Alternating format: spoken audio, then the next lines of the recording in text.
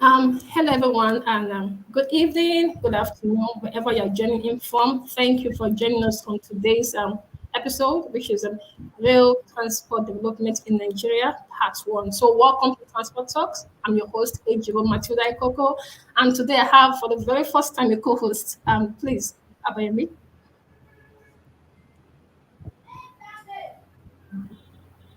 I think you're muted. I think you're muted. Uh, Abayemi, you're muted. Yeah. Okay, sorry for that. So my name is Abayomi Ileye, a graduate of Ladoke Akintola University of Technology, currently working with Sonny Ojos and Partners Consulting Limited as a graduate engineer. Thank you very much. Okay, thank you. And today we have our guest. So I'll start from Engineer Kola. Could you please just quickly introduce yourself? Okay, thank you very much. Ejiro, my name is Kola Ijalano, a civil structural engineer. At the moment, I work with GABE. GABE is a South African company here in Nigeria doing the red and the blue line rail system in Lagos. Thank you. Okay, and of course, Simisola, the lady. Okay. Yeah. Good evening, everybody. I'm Simisola Elegba, a registered engineer. I currently work in the transportation industry from the state government, working towards delivering various transport interventions. Yeah, glad to Thank be you so here. much. Yeah, thank you. And of course, he said it's not my mentor. Okay, my friend, Dr. Akman. Okay. Good evening, everyone. My name is Zutuak. I'm an economist. I'm a researcher. My research interest is mainly in infrastructure and development. And I have sufficient interest in transport infrastructure. Thank you. And thank you. And we are missing a speaker, that's a maker, so he'll be joining us soon. So, but we'll have to carry on the conversation. So, once again, I want to say thank you all for honoring our invitation, and we hope you have a good time. So, our episode today is rail transport development in Nigeria. So, let's start with something easy. Rail transport, why? Is it like a want? Is it a need? So, anyone can take it up, anyone can answer. And this is going to be quite interesting because we have engineers, we have economics, we have a transport planner here. So it's diverse perspective. So why the transport? Is it a want, is a need? Just anyone can open the floor. Okay, maybe I should just take it up from there.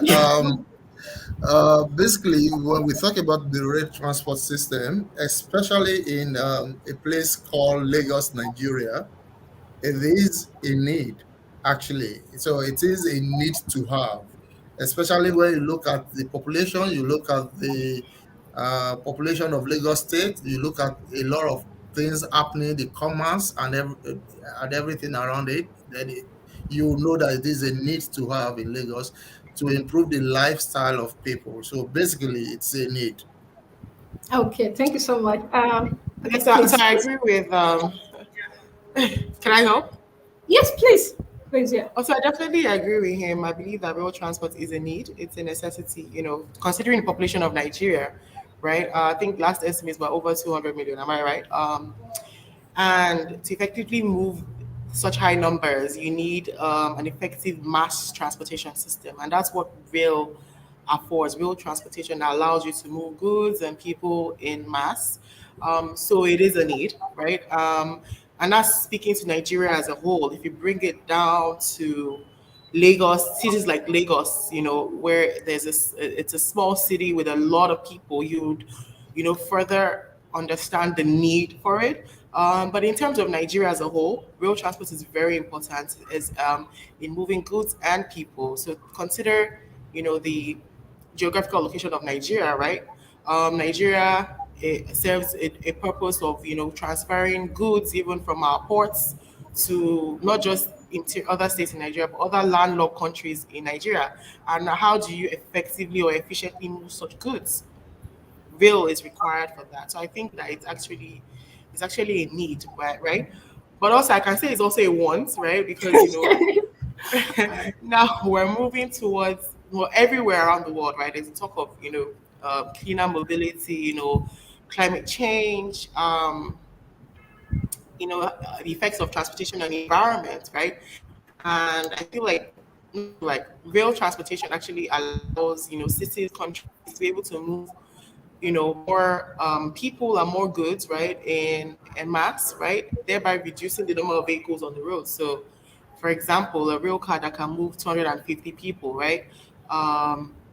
A bus of 50 capacity bus you need 5 of such buses to be on the road to move an equal amount of people. And if you look at passenger vehicles, you need close to 100 passenger vehicles to be able to move, that equal amount of 250 people. So that does wonders for the environment, right? And also, of course, we can, as we go further, we can talk about the type of, technology that the rail uses, the type of fuel that the rail uses, and how that contributes to the environment, right? So in a bid to be seen as forward thinking, right, Nigeria, would want to have a rail system. That's where, I think that want comes in. So I think it's a need and a want. Yeah. Yeah. Thank Okay. you so much. Okay, please. Okay. I think maybe just to the line of the last two speakers, I would first of all like to situate rail transportation within the framework of larger transportation needs of any country and larger infrastructure needs of any country. So in general, transport infrastructure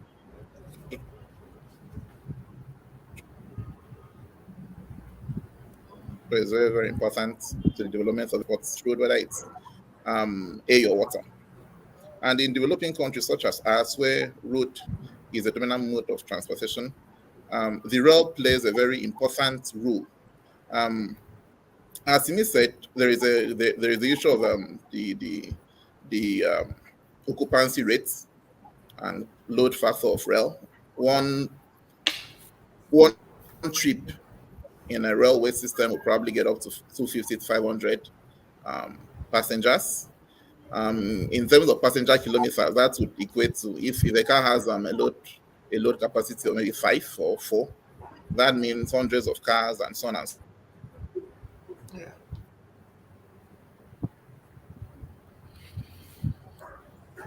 Okay, I think Doctor is freezing. yeah, I thought as much. So. Okay, okay, let me proceed. So from that perspective, a rail system is important. For example, since you're talking about Nigeria, it's one of those that its development is concentrated in a few cities, and so from that perspective, sense. The next question is,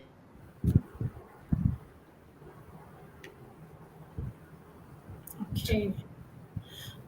what does meeting this need entail? Is it sustainable? What technology can be used to meet this need, and so on and so forth? So beyond whether it's a need or a want, I think the bigger questions are the other social, economic, technical factors within, and how these things affect the long-term sustainability of meeting these needs and meeting these ones. Thank you.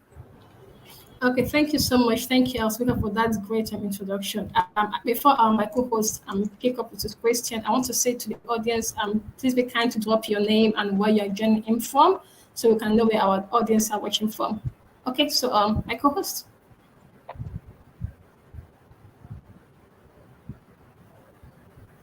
Okay, I think he's frozen too. Okay. Okay. Yes. So wonderful introduction. So if we spoke about the capacity in terms of 250 to 500, that's if on a trip. So what the question is, if we're having a full capacity. The question is, how do we encourage people? What are the challenges people might tend to have for them not to want to use that mode of transportation? And how do we persuade people that this is a transportation system worth using? So the question is, what can be the challenge the passengers in terms of not wanting to use the train, and how do we persuade them to use that mode of transportation system more to its capacity? Thank you. So anyone can just take that. Yeah, Okay. anyone can.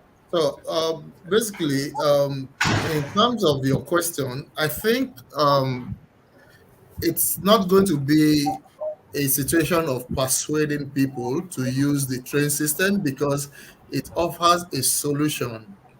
Because especially when there is a problem and it's bringing about a solution in itself, if it's working at the right way as it is being designed for, it's already bringing to the table a solution system. So it's not for us to persuade people to use it. People will definitely embrace it. And what I mean by that is, if you know, for instance, and I will just tell you, especially in Lagos here, and on the project that we're working on, for instance, the Red Line. The Red Line is coming from Agbado to, so if you're familiar with Lagos, it's coming from Agbado and it's going to end somewhere in Yaba or Imo. And the entire stretch will take only 37 minutes. So if you join in Agbado, for instance, Agbado is somewhere in Ogun State, actually. So if you join in from Agbado, it will take you about 37 minutes to cover that stretch of about 37 kilometers thereabout, with the stoppages in between. But if you want to use some other mode of transportation, essentially the road system, you will discover that you will spend nothing less than 3 hours. So it becomes efficient for the end user to want to embrace that automatically, even if it's not affordable. In terms of, if you compare the prices for the rail system with the transport system, I mean the road system, then you might want to say that, okay, it's a bit expensive. But then a large chunk of people will choose comfort, safety against spending the whole of the time in traffic and things like that. So I think it's a solution. It delivers a solution, and people will embrace it. Recently in Nigeria, we have had instances whereby we have kidnapping and things like that, and people tend to say that, oh, they don't want to use it.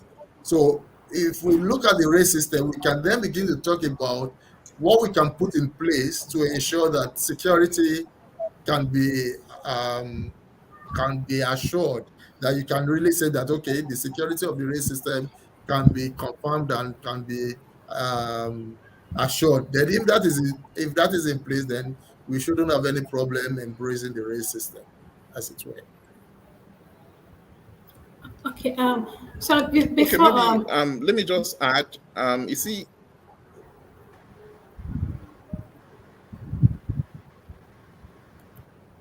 Doctor, you can go on, hello. please. Yeah, we can hear you. Okay.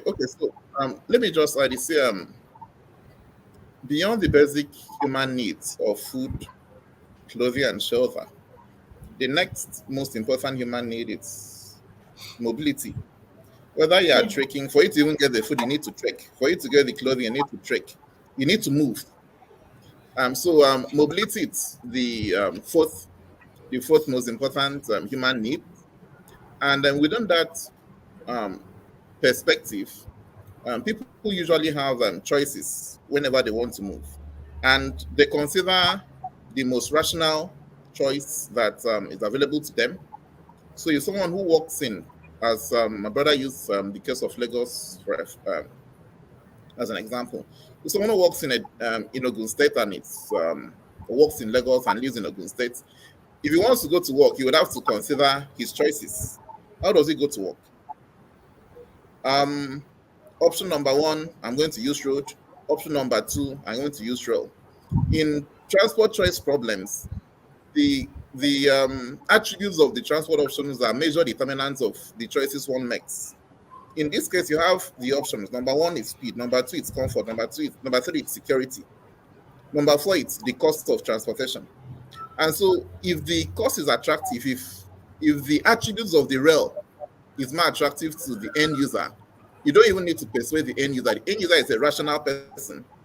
He or she would make that rational choice. Because in economics, it's assumed that humans are rational beings and they are going to make rational choices.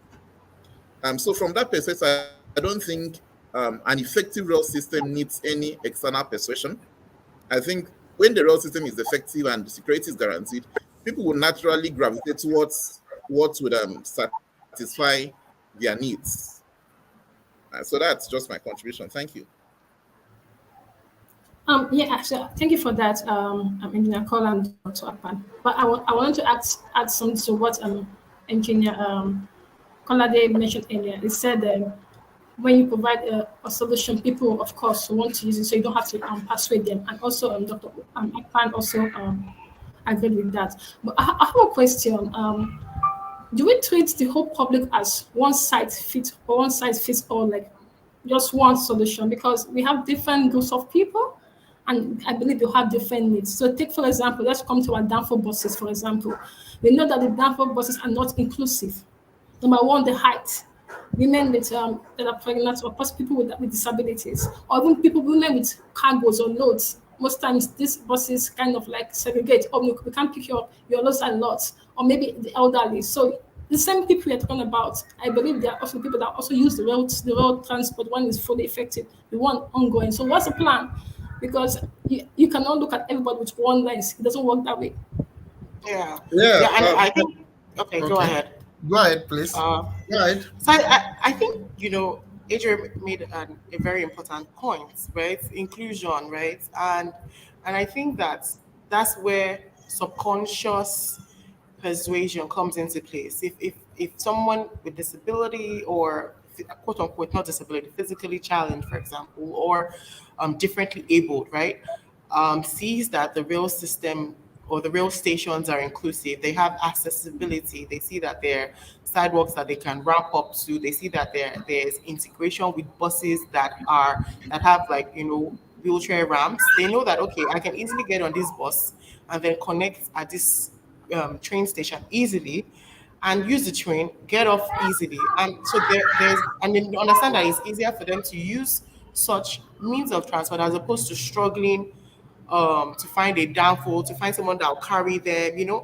So it's automatically, quote unquote, would drive them into this system, right? But one thing I wanted to mention before, while we still stick on this inclusivity, is that rail is not particularly new, right? It's been around. It's around for many years, right? If you go to the histories where first rail line was what, like 50 years pre-independence, by the British government then. And over time, through NRC, right, the various rail lines have connected north to south, east to west, and it was functioning for a few years, right? Actually, many years.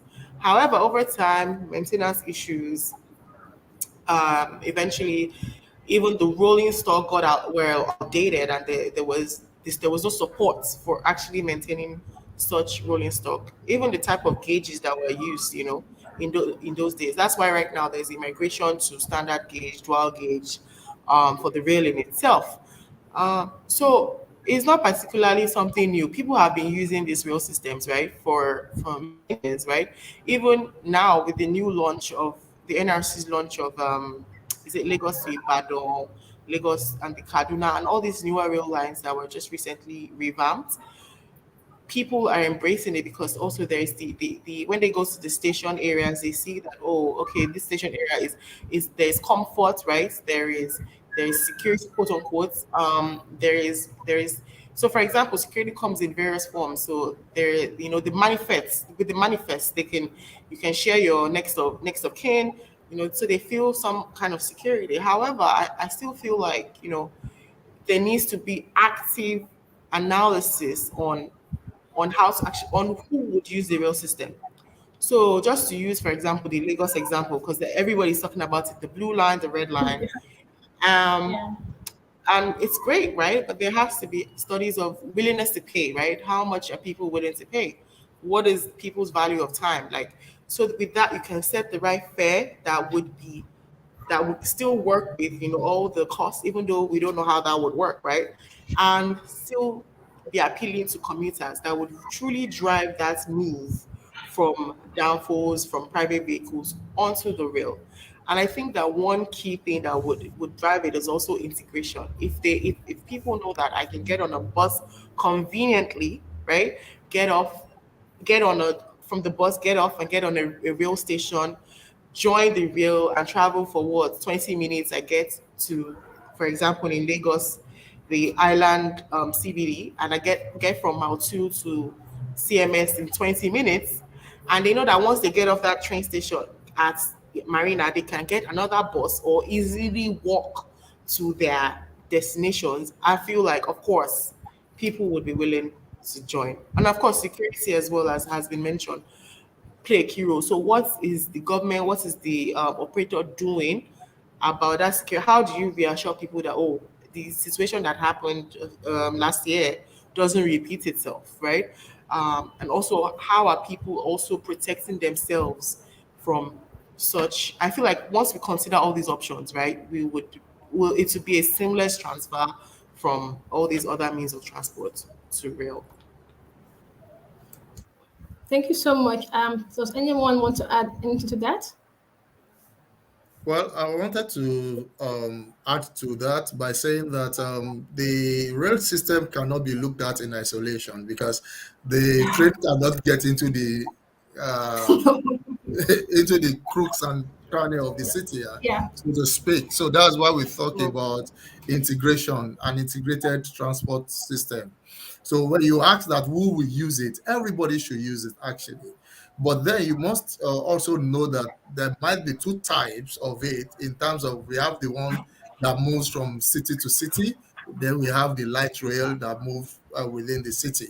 So if you are moving from a city to another city, you might then have different classes, maybe the first class, the business class, the standard class, so to speak. But if it is within the city, the metro rail within the city, you're moving from that you just be there for 5 minutes. You just open there, you don't even need to sit down.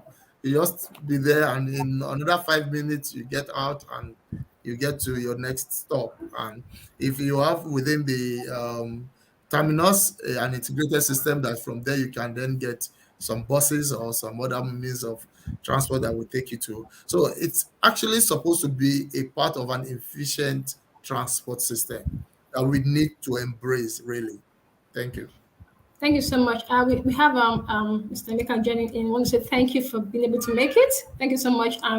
We're just talking about how to say there was a question of should we persuade people to use the rail line, and Engineer Collage and Engineer Simsola said when you give them what they need, you don't have to persuade them. So that's what we are discussing about.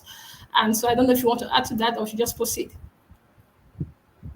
Yeah, thanks for the invite, and all apologies. I had an emergency. I had to take care of kids, pick up the kids from school. But but in terms of technicalities, I think you guys are probably better suited in terms of the technicalities and the planning, transports, city planning, and all those kind of things. But if it's in terms of the historical context of railways and their effect on development. That's something. If you want me to add to, I could add to that aspect globally. But so I don't know if that's what you want. Also, well, it's an open discussion. Or Yes, I feel you could just. my co-host. I feel you could just. Yeah. Okay. Yes, I said I feel you could just go ahead and talk on that. Because it's an open conversation. Oh, okay, cool. So if you in terms of because I caught the last part of the conversation, so it's just how effective would it be and all that, how the mindset for maybe in Africa, how it is, but essentially how did we get to the point in Africa where and even in America where I live, where essentially in America you're looking at big cities that have railroads, multi-functional railroads. You're looking at New York, essentially Boston, Philadelphia, and those are the cities that historically had a large amount of development. But prior to that, the main thing was prior to that, it was the British that first developed railways. And when they first developed railways, they tried to keep the technology away from everybody else. They intended to keep it that way. It was essentially driven by skilled labor, which is something we encountered in Nigeria when the British came here. They had a problem with skilled labor as well. And that's why you see the way the rail developed. The first places in Nigeria, they ended up coming in with rail was in the southwest, because when the British came into Nigeria, the southwest itself had like almost 100 years of Yoruba wars, so they had a lot of displaced personnel that they could draw from, and they were willing to train them, some of the people there, some at some point in time, to be able to carry out the work of the railway and actually function on the railway as well. So you'd see that aspect of development. You see, if you talk about it globally and everything, you see that aspect of development on how the British themselves ended up controlling the railway. The only part of the that got out of their control was the development of steel, which ends up taking place in America. So with the development of steel in America, that's where you had the explosion of, especially after the American Civil War, you had the explosion of the rails, where with the formation of Germany, a lot of Europeans as well were moving to America, and that was where that was the period that was the commercialization period in America. So with the British, when and it's ironic, because we'd have to go back to it, because there hasn't been so much real development in Nigeria, when you look at it overall, right? Ever since the British left, every once in a while they talk about moving the gauges, or 3mm gauge, this gauge and that gauge, but overall the real development in Nigeria has been largely what the British did before they left. So, and a large part of that was empire building, and their empire building and their goals in building an empire were not to better anywhere. Their goals in building an empire was to maintain economic supremacy globally. It wasn't to come to Nigeria, and so it wasn't to come to Nigeria and make Nigeria better. To borrow that pun. So if you look at the development of the Nigerian rails, it starts from the southwest because of the amount of out of work people from the years of Yoruba wars. It's very hard to develop rails in the north. That's why you have more singular lines in the north. In fact, maybe you guys will have more of that data. More of the rail development since the British left has been more in the north, because obviously after 1966, the power of the country has almost entirely resided in the north. Even if you had a southern president, you typically had more northern influence. So you've had more real development in Nigeria in the northern part of the country after that. But the main thing is when you come in from the British in the late 19th century, 1890, you see their development from the southwest first, and then later on in the southeast to get into the coal mines. And all those things were to extract resources, widen the canals, which is a big part of it. You'd see the same playbook you'd see in other parts you see in America, where America develops the Erie Canal. It develops all the cities from New York all the way to Ohio. It's the same kind of playbook the British now use when they were able to get into Nigeria, develop the canals. So you have all the canals from the cross river areas, the rivers areas, and they try to connect those things to the railroads. The only exceptions would be connecting railroads to the granite pyramids and parts of the north, and then parts of the east where they could get coal. So that's just like a brief overview I could give, not to go on and on about that, but that's a brief overview I could give. The reality of what the British intended to achieve, and essentially the person that intended to achieve that. The other thing I would say, the person that intended to achieve that, contrary to popular belief that most people always think is Lord Lugard, that was the one.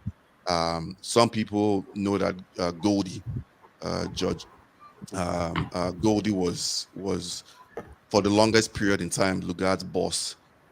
Even though at the end of the day, when the Royal Niger Company was absorbed by the British government, Goldie wanted to be the Governor General of Nigeria, but he was torn down, and they appointed his formal protege of this thing, Lugard. But the reality is the person that had the whole mindset for that, and most of the things in terms of Nigeria had always been the colonial secretary, Joseph Chamberlain, who is a guy who has a deep history in Europe and all that, and is a guy that we don't talk about largely from his own doing, because he never wanted, he and Goldie as well, Goldie, they were very secretive in terms of what they were doing. They made sure that their records, their biographies would either not be written, or if it was written, it's still archived where you can't even read the majority of it. So that's just to add to that. Thank you. Thank you so much. Thank you so much for that. Thank you a lot.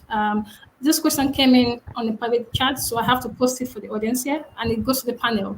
And it says, okay, of course, I have a question. I feel that we're in Africa in general, and this probably also applies to Nigeria as particular problems with reliability in terms of maintaining the infrastructure and running stock. Okay, I think the question came in two parts. What is on that? So is this something that the panel sees as a barrier, and if so, how can this be addressed? So let me see if I can make this into a panel so if they can see better. Okay, so it has to come in two parts. I'm going to take it again. I feel that we're in Africa in general, and this probably also applies to Nigeria, has particular problems with reliability in terms of maintaining the infrastructure and rolling stock. Now the question, is this something that the panel sees as a barrier, and if so, how can this be addressed? So anyone wants to take this? Okay, let me give it the first shot again. I think she's right, and it is actually one of the biggest challenges that is facing infrastructure in Nigeria, or maybe in Africa, so to speak, in terms of maintenance. And it does not just apply to the rail system, infrastructure generally, because until we begin to have the mindset of maintenance, until we begin to put maintenance as a part of the project, as a budget in itself. So if you are trying to build a road system, for instance, not just even a rail now, you have a cost for the road. There should also be a cost set apart for the maintenance of that road, either for the next 10 years or for the next 20 years, as the case may be. So the same way, whatever infrastructure that you have in place and you don't have a maintenance protocol on it, you don't have a maintenance procedure, it will not last. And if it does not last, it will impact on the service delivery. And if it impacts on the service delivery, then it will die a natural death. Because if the people who wants to use the rail system today and it's not working today, they come again tomorrow and it's not working tomorrow, then at a point in time, they will just they will revert to what they are used to. So over time, it will just die a natural death because it's not been maintained. And it's also important to also quickly drop here, and I know that it might shock a lot of people, that the rail system, as it were, cannot pay for itself.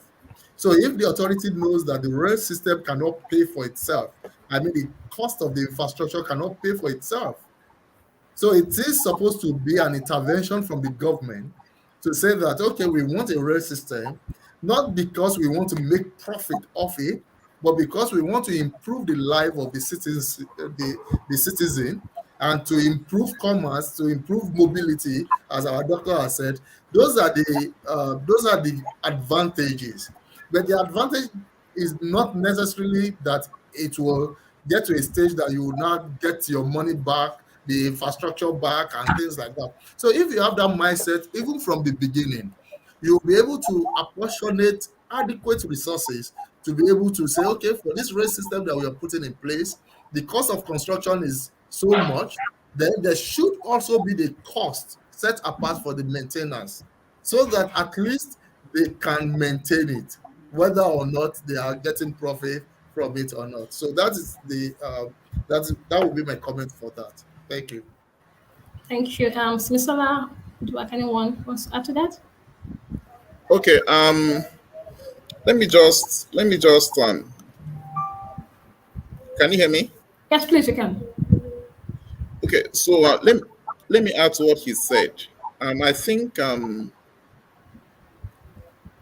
attitude towards infrastructure development, planning, implementation ought to be more holistic, in the sense that we start from the cost of delivering the infrastructure, and in that cost, there are lots of dimensions to it. What happens in Nigeria is that most key infrastructure are funded with loans, and there are a whole lot of that. There is a world of issues.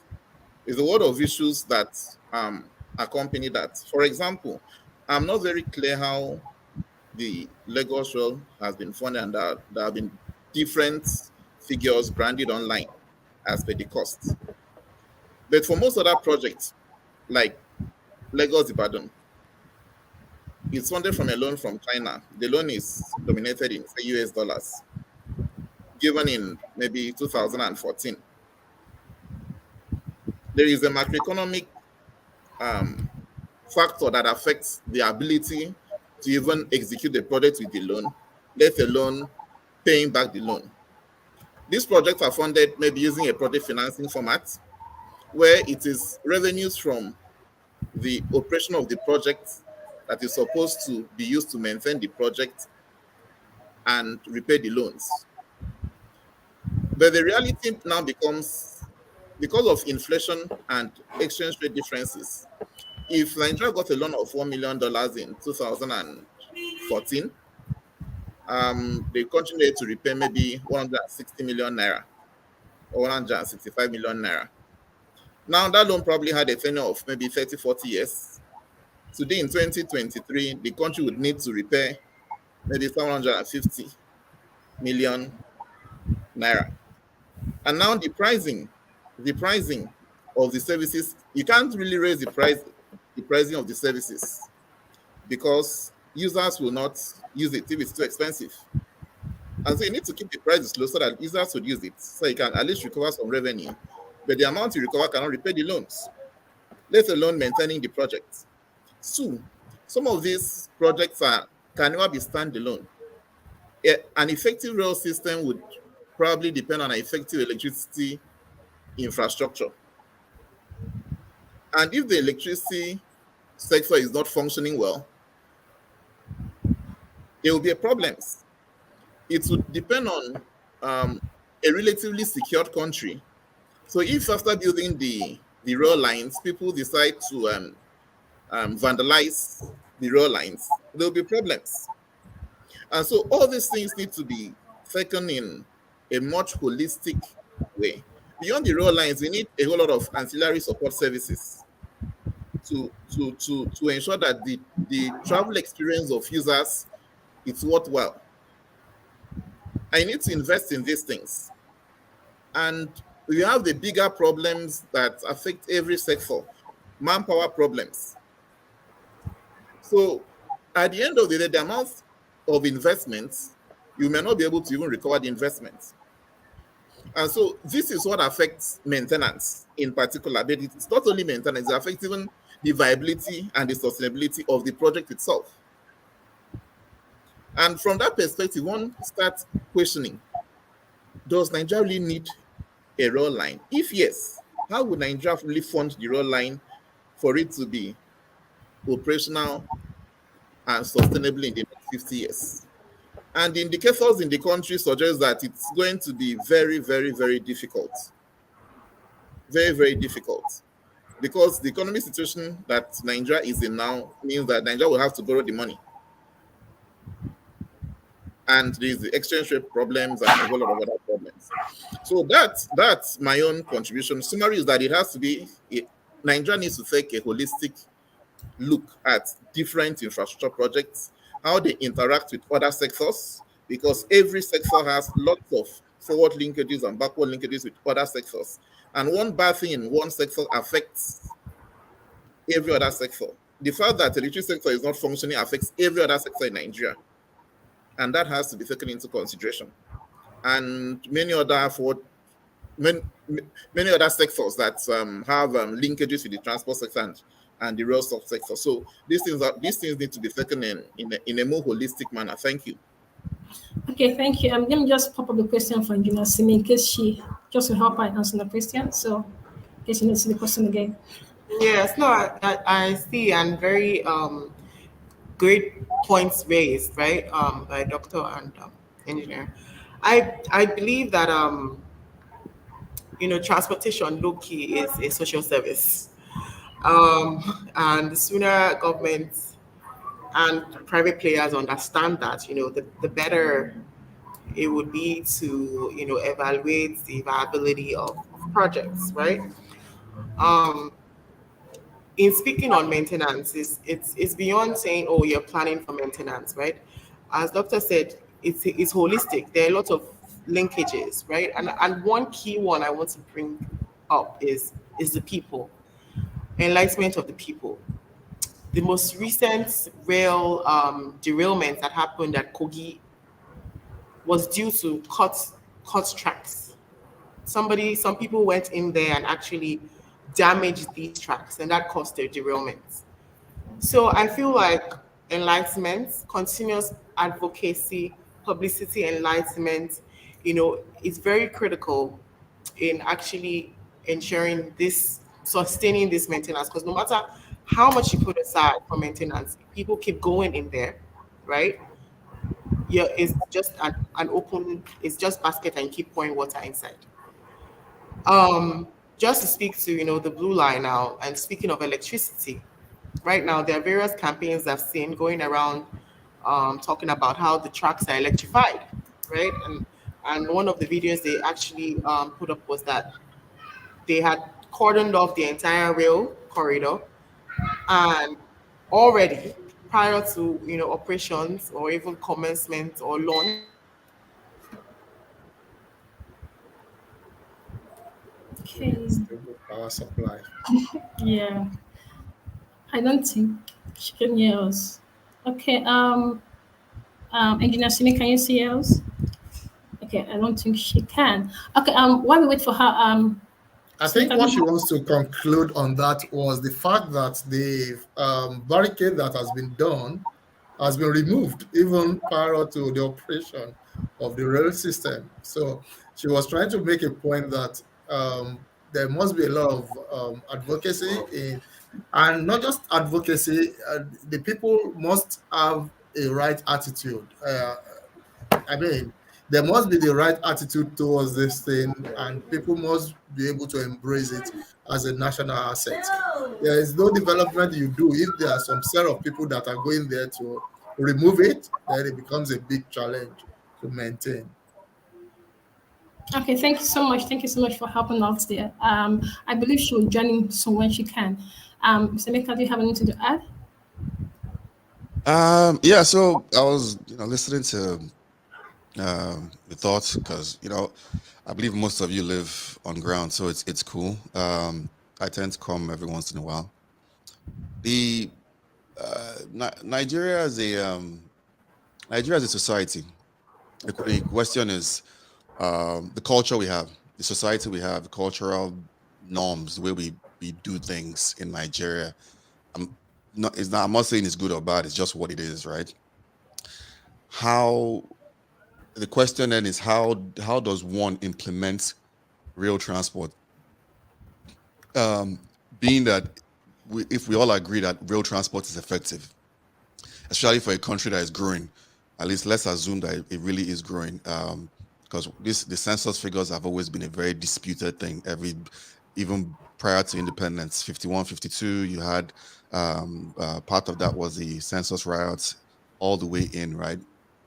So let's assume we are growing and we're going to be like 400 million in 20 years. We don't even have the road network for that. We don't have the air infrastructure. Those things, the air infrastructure might be a lot easier to do. The rail network and the water network might be things that we need to look at a lot more in Nigeria. But the thing now would be how do we implement and make that kind of project effective in a space like Nigeria, given our own cultural norms, the way we operate, all these things that have been mentioned, lack of maintenance, You can, I don't, it's just that we can throw out the numbers and be like, oh, we need this, we need that, we need this procedure, we need, it's all good. But the reality of Nigeria works in a certain way. And sometimes some things work in a certain way. Well, A good example of such a thing would be if we go back to the 80s or the 70s, but especially the 80s, where we had one airline in Nigeria, we had the Nigerian Airways. And the Nigerian Airways, you'd have to pay for a ticket, bribe somebody to put you on the plane, and then you would have to most times run to the tarmac to board the distance. But along the line there was privatization, and privatization didn't solve all the problems. It didn't even make Nigeria one of the best airlines, I would even say, in West Africa. I think, if you've been to the Togo airport, it's a lot better, and so on and so forth. But it made it considerably better in spite of all the challenges and the system that our regular way of life is made it far better than it was in the 80s, objectively. So you could look at a similar thing with railway and ask that question. Similar things happened in America when let's try to remember his name, when there was the first engineer that ran away from. So essentially what happens in Britain is that Britain is developed by private enterprise but controlled by the government, right? And the incentive is not that they are not corrupt. Prior to we should all dispel that they have their own system of corruption. They incentivize their own people in terms of wealth, in terms of getting wealth, to carry out the job, and they go out, they carry out the job, but they are still under the control of the government, and the government prevents their most skilled workers, most of it, for the most part of the 20th century, from going up until I think 1820. From the 19th century, they couldn't come out. The 20th century, then the first guy runs to America, and then they develop the steam engine, the steamboats. Whitney develops the steamboats eventually, and all those kind of things. The point is, even when you look at even America, you look at the Carnegies and all those guys that developed the rails, which most of their companies still own the vast majority of the rail network in America, contrary to, it's not something people in America even talk about, but the large majority of the rail network in America is owned by private individuals. It still ends up being a private enterprise that is backed by the government. So that's the question you'd have to answer. Do you want the government doing it? Do you want it to be a private enterprise? Do you want it to be something that is backed by the government? That's the thought process. That to me is the bigger question. Like, what would be the best? Or it could be other things, right? Those are just the two I would put out, obviously. But the question ends up being, do we want it to be backed by the government? What kind of process do we want? What kind of real network? If we all agree, judging by the statistics and the data, that we need real moving forward. So that's what I have to add to that. Thank you so much. Do anybody want to respond to that? Or my co-host has another question. We can call it a day. Dr. Akpan, engineer. Okay, so I think I just needed to yes. really stress the importance of culture and security. The culture of Nigerians respect is regarding public assets, which it's bad and it's not peculiar to rail. If we've heard the number of vandalism on power lines, and we also know that there are a whole lot of government assets that have been vandalized and essentially looted dry, because people have a mindset that it's not anybody's property, it's government's property, so I can do whatever I need to do. And I think learning from that, if Nigeria needs to build effective rail services, rail transportation, Nigeria really needs to look at security. It's not the first time people are removing some tracks from the rail line, and it may not be the last. So irrespective of the billions you invest in rail tracks and other rail infrastructure, the tendency is that people would always remove it and take part of it to the black market and sell to get money to eat. As a person, I am half excited whenever government commissions a project, because I've lived long enough in Nigeria to see lots of projects that have been commissioned and did not last up to 10 years, up to 5 years. And so beyond, for example, having the rails in the red and the blue line in Lagos working, the main concern is, would it last? How long will it last? What are the managers or the government doing to make sure that it lasts? And sometimes we get to hear lots of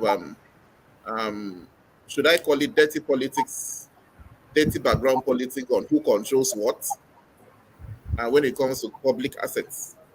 So I think these are some of the things we need to keep in mind as we discuss the possibility of having an effective rail transport network and services in Nigeria. Thank you.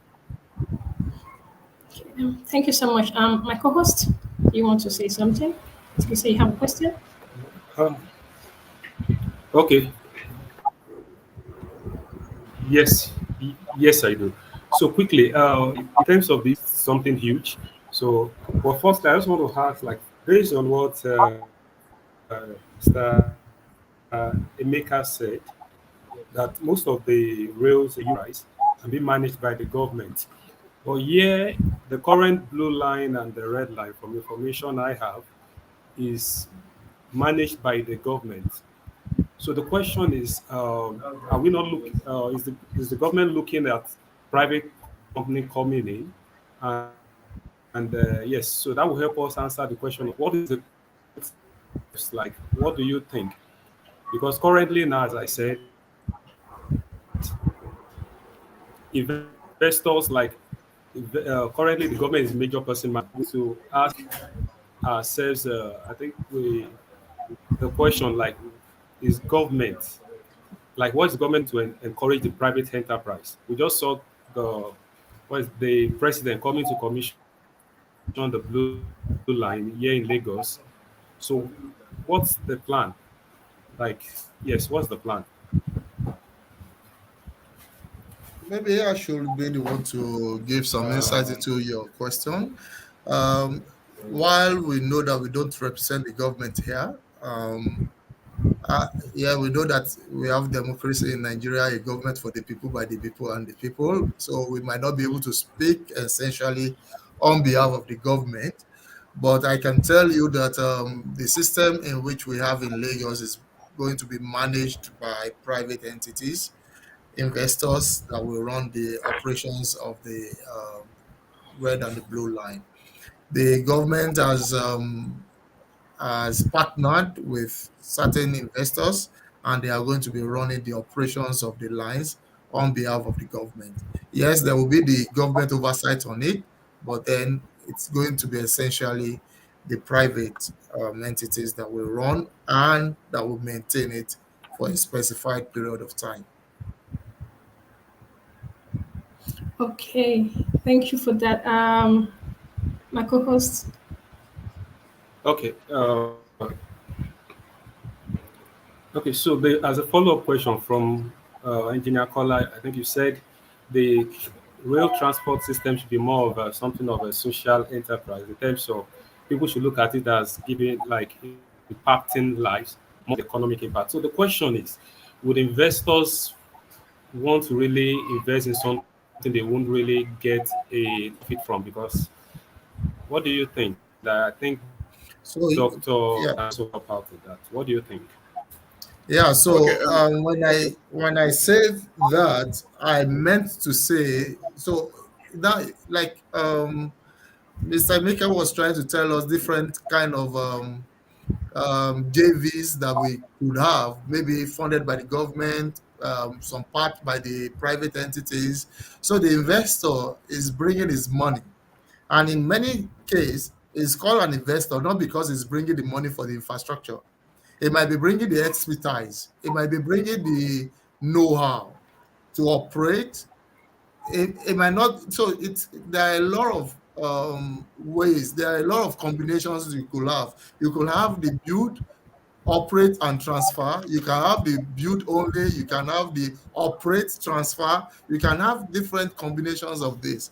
So, but when I speak about the fact that the government must first understand and come to the realization that the rail system, the rail infrastructure system, is supposed to be seen as a social infrastructure.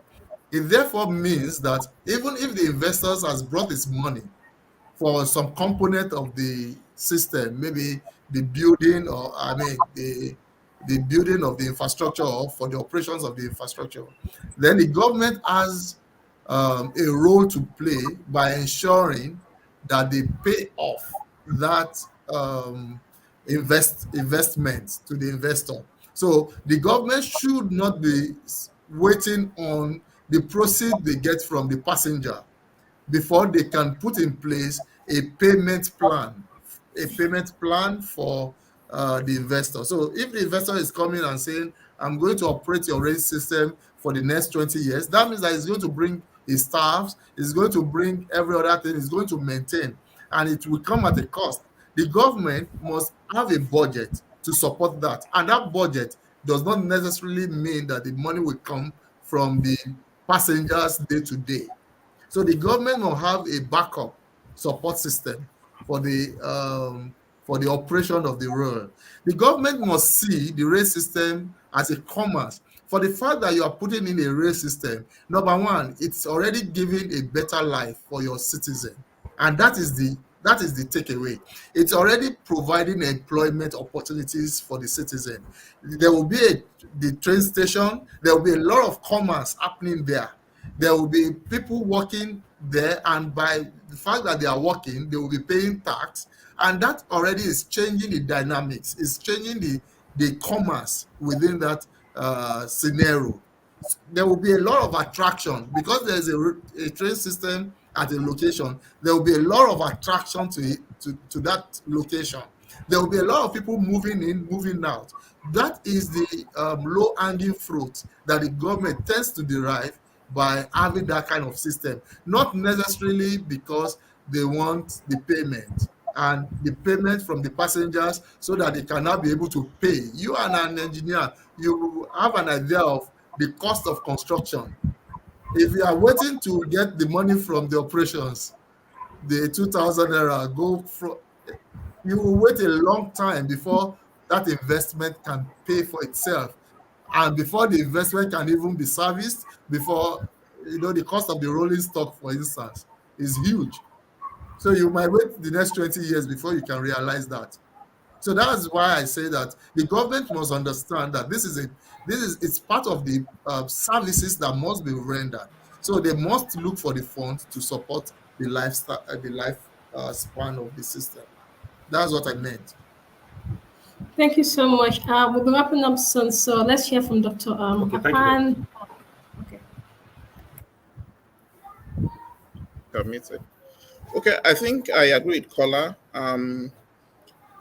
Transport, rail transport and road transport are essentially public goods, or they have elements and features of what economists call public goods. And so from that perspective, government cannot allow it to the private sector alone. Transport networks have lots of national security implications, and so it's not possible for government to leave it. And so I think a more feasible thing is some form of public-private partnership, as Kola has said. The actual details would normally be negotiated. In some cases, it may be government finance, and after financing, they have some form of a management lease, some form of concessioning, maybe for a period of a certain number of years. It could also be some form of build, own, operate, transfer, depending. But these things work better in places that the macroeconomic conditions are most stable. Learning from electricity sector privatization and the fact that we are still having lots of problems with the electricity sector, one should understand that private sector involvement doesn't necessarily mean that the problems would go away. Some of the problems are so complicated and entrenched that government and the potential investors would essentially need to sit down and negotiate the terms of operation, maybe for the next 30 years, and agree on some of the things. And beyond that, there's the main problem of the security and macroeconomic problems. Even if it's a private sector investment, some of those investments would have been made when exchange rate was maybe 300. Now it's about 750. So how would private sector recover the cost of investments? So these things are more complex, very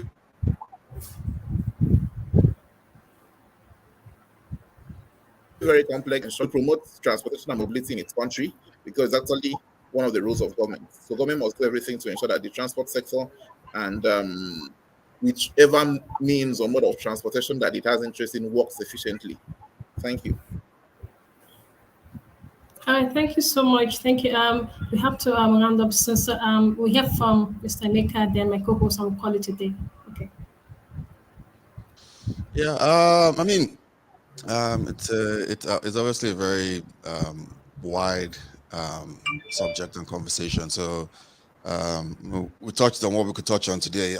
We see. So you know, I think the biggest thing is the key is not that it can't work, is that we have a tendency, especially in Nigeria, not to face the actual problem. The thing is, it can work. And it needs to work, actually, judging by our population growth, which by I think it's 2045 we should be over 450 million people in Nigeria, somewhere around that. So these things are needed. But the question is how can it function, given not trying to run away from us the way we are. We are not America, we're not the UK, we are Nigeria. We have a social construct in Nigeria. We have a society that works in a certain way, and you would have to a real system will have to work within that society, within that way. And how can it get done? That to me is the biggest question there. So that's what I have to say. And I think it's something that we all have to keep talking about and continuously think about. So thank you so much. Thank you. So we'll hear from our co-host Call It Today. Sorry, we actually exceeded our time. So please, our co-host. Okay, so I must say this has been an interesting conversation. We've seen the fears, we've seen fears in terms of the investors, but I must agree with Mr. Emeka when he said we have to make it work. Our population is increasing daily, and it's have to definitely make this work. And government also have to be intentional about making this work. And as citizens, we must also ensure that we make this work. We must continuously encourage our citizens. We must continuously inform them of the need of, because human beings that goes to the real stuff. And also, Nigeria as a country must begin to have foresight. We must not be reactionary in terms of Lagos State has, thank God, Lagos State has done the blue line, the red line, and it's going to move to other phases. And other states also must begin to see the foresight, not when the population growth catches them up. So again, for us, it has to work. It has to work. So thank you very much. Thank you so much. I want to say I'm sorry to our speakers for not giving you like a minute to say any final words. We're really behind schedule. So I want to say a big thank you to Emeka for taking us down history and telling us things about rail transport. We so much appreciate that. And thank you, Engineer Kola, for telling us what's happening and the work so far. Thank you so much. And Dr. Akpan, of course, taking us to the economist angle. We thank you so much. And it's been quite an interesting conversation. And we're looking forward to having an episode next week, whereby we have people from the academia as well as people from the government coming to share their own perspective. So I hope you can all join us next week. So I want to say thank you so much once again to our speakers, and also to Simisola that could not complete this episode with us. So I'm saying thank you to her also. And thank you to my co-host for actually organizing this section. So the credit goes to him. Thank you, Abayomi. Thank you so much. And I want to say to everyone, have a good night. And to our audience, of course, we had audience from the UK and from Nigeria. So thank you so much for joining in today. So have a good night and thank you. All right. Bye. All right. Thank you. Bye. Bye. Thank you. Thank you. Thank you. Thank you.